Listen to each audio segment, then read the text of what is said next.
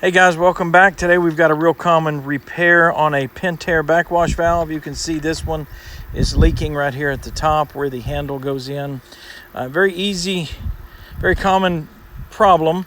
There's an O-ring in there that will go bad. The best solution is pull these two screws, pull the handle straight up and out, buy a new one, pop it in, put the screws back, and you're back in business. Okay, so real quick, here is the old style. It's solid white with the black handle at the top. It's secured in place with two screws, and it requires this piston assembly. You see it's got the long rod. It's got this white collar at the top, and it's secured with two screws. This is the old style. The newer style will be almond colored. You see the valve here, it's almond colored. And rather than having the two screws at the top, it has a collar that you just loosen.